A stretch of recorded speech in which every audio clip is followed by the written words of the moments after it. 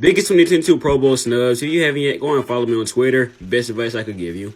First guy we got on this list is AJ Tyrell. AJ Tyrell somehow got snubbed and Marshawn Lattimore made it over him. And I can make the argument why that shouldn't have happened. Actually, I got a huge argument. AJ Tyrell has a lower completion rate allowed, a lower passer rate allowed, and the least amount of yards allowed out of Marshawn Lattimore. Whereas Marshawn Lattimore has 700 yards allowed, 94.7 passer rate allowed, and a 54.8 completion rate allowed. Yep. This is all stats, not just me making up anything or saying anything. So, not much to argue with here. Patrick Surtain should have made it over Kenny Moore, and I also have stats to back this up. Aside from yards allowed, Patrick Surtain is better than Kenny Moore in every way this season as a rookie. But yeah, that yards allowed is pretty much the only blemish on this record for him. But I'd still make the argument he should have made it over Kenny Moore still.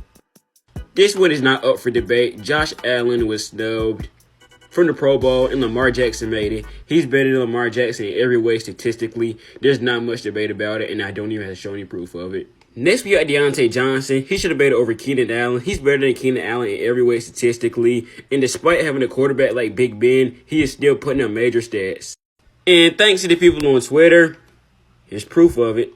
Cordero Patterson surprisingly didn't make it, despite the fact he has been one of the biggest parts of this Falcon offense, and an offense that has not really been that good aside from Kyle Pitts and Calvin Ridley, who has not played this year that much.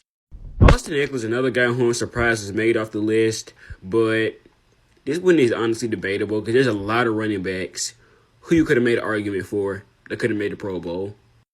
Austin Ekeler is another guy who I'm surprised was made off this list, but honestly, this is a weird year for running backs, so honestly, it's debatable in my opinion, but he still wasn't away snubbed.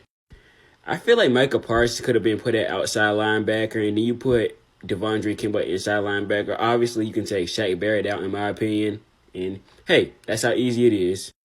Justin Simmons, who's actually played a little bit better than Kevin Byard, should have made it in my opinion, but I feel like I'm saying all these guys, knowing good and well, everybody can make it. But anyways, I'll put the rest of my snubs in the comments. Let me know who else snubbed in your opinion.